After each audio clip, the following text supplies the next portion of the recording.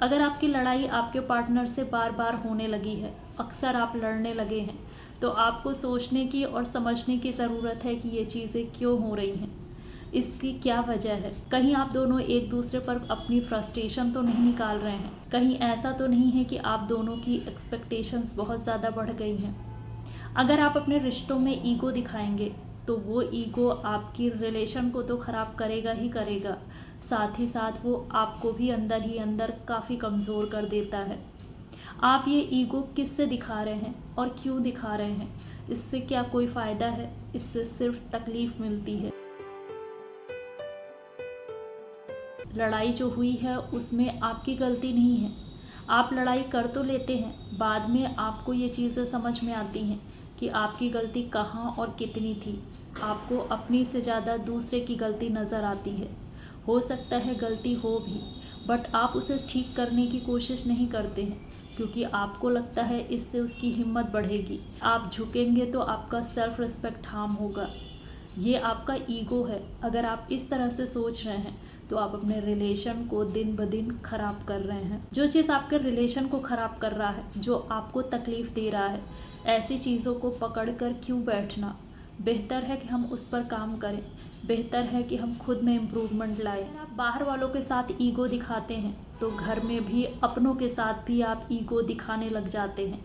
अगर ईगो होगा तो वो बार बार सामने आएगा ही आएगा, और ये आपके रिलेशन को कितना ख़राब कर देता है आपको पता ही नहीं चलता। आपके सामने रह जाता है तो सिर्फ आपका जिद और ईगो।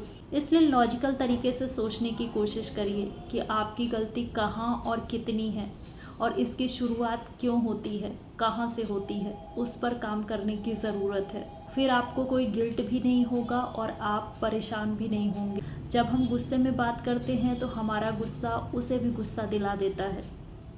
अगर आपके अंदर ईगो नहीं है बट आपके पार्टनर के अंदर ईगो है तो कोई नहीं, खुद को शांत रखने की कोशिश करिए, क्योंकि आप खुद की रिस्पॉन्सिबिलिटी ले सकते हैं। उनके ईगो को देखकर अपने ईगो को जगाने या भड़काने की कोशिश मत करिए, क्योंकि इससे रिलेशन भी ख़राब होता है और सिचुएशन। अपनी डिमांड्स और अपनी एक्सपेक्टेशन पर लगाम लगाने की कोशिश करिए। आप किसी के हैं या आपके बीच प्यार बहुत है, बट कोई आपकी रिस्पॉन्सिबिलिटी पूरी तरीके से नहीं ले सकता है। कुछ चीज़ों की रिस्पॉन्सिबिलिटी हमें खुद उठानी पड़ेगी। कई बार हम गुस्सा बाहर वालों से होते हैं, हम बाहर वालों को लेकर परेशान होते हैं, बट नाराज़गी या गुस्सा हम अपनों पर दिखाते हैं। एक दो बार किसी के ऊपर चिल्ला लेते हैं ना, तो हमारी हैबिट होने लगती है।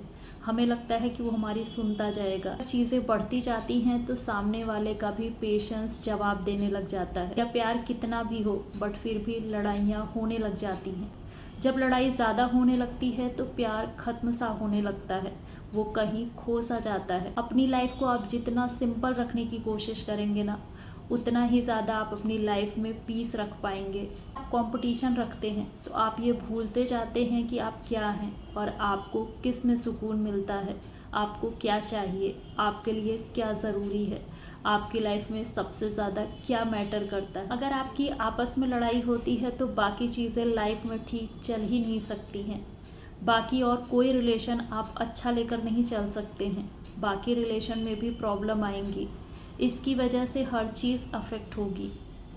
पैसा, करियर या बाकी और कोई भी रिलेशन हो, आप उसे बेहतर नहीं रख सकते हैं, क्योंकि ज़रूरी सबसे ज़्यादा पहले यही है कि आप अपना आपस का रिलेशन ठीक करें।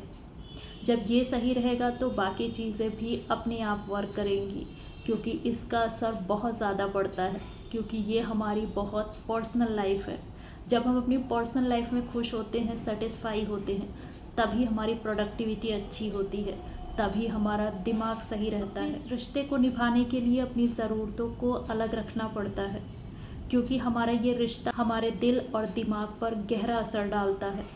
इससे हमारी फिज़िकल और मेंटल हेल्थ दोनों अफेक्ट होती हैं।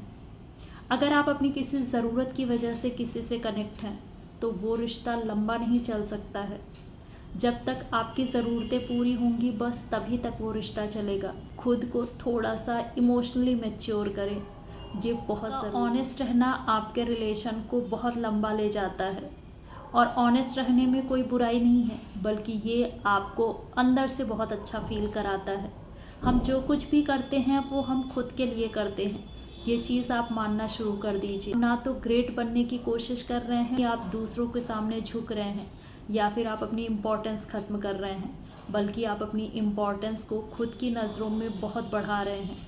आप खुद को मैच्योर कर रहे हैं, आप खुद को इम्प्रूव कर रहे हैं, और ये आपको सबसे ज़्यादा अच्छा फील कराएगा।